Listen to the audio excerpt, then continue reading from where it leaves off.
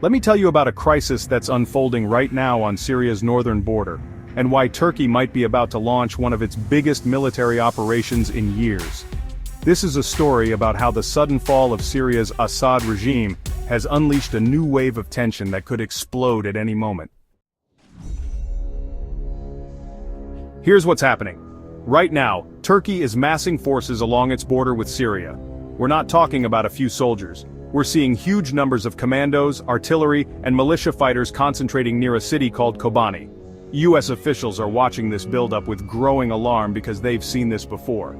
It looks exactly like what Turkey did in 2019 before they launched a massive invasion of northeast Syria.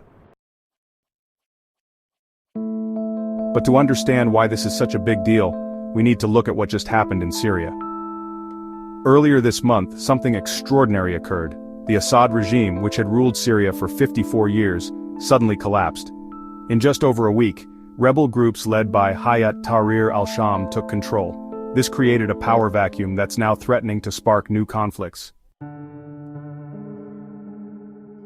Let's look at the players here. On one side you've got the Syrian Democratic Forces, SDF, who are backed by the United States. These are mainly Kurdish fighters who've been crucial in the fight against ISIS. On the other side you've got Turkey, which sees these Kurdish fighters as terrorists connected to a group that's been fighting inside Turkey for 40 years.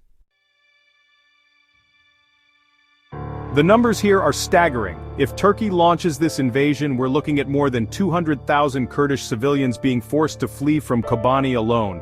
Think about that. An entire city's worth of people running for their lives, and that's just one city. What makes this situation even more complex is the timing. We're in this weird transition period in American politics. Biden's administration is on its way out, Trump's about to come in, and the Kurdish leaders are desperately trying to prevent a disaster before the handover happens.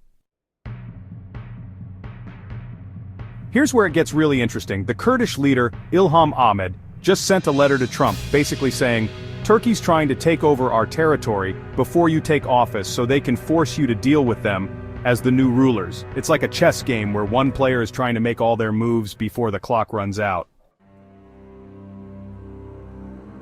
Meanwhile, America's top diplomat, Antony Blinken, flew to Turkey last week to try to calm things down. But get this, right after his visit, ceasefire talks in Kobani completely fell apart. Now the SDF is seeing Turkish forces building up on both sides of the city. It's like watching a trap being set. The really wild part? Trump just accused Turkey of orchestrating the takeover of Syria by Hayat Tahrir al-Sham, calling it an unfriendly takeover. This is the same group that used to be affiliated with al-Qaeda. Think about that. We're watching a NATO ally potentially working with former al-Qaeda affiliates to reshape Syria. We've seen this movie before. In Trump's first term, he pulled US troops out of northeast Syria, which led to a Turkish invasion that forced hundreds of thousands of people to flee their homes. Now, just weeks before he takes office again, we might be about to see a repeat, but potentially on an even larger scale. What we're watching here is more than just another Middle East conflict. It's about what happens when a major power vacuum opens up, when alliances get tested, and when civilian populations get caught in the middle of great power politics. The question now is, can anyone stop Turkey from launching this invasion, or are we about to see another humanitarian catastrophe unfold in real time?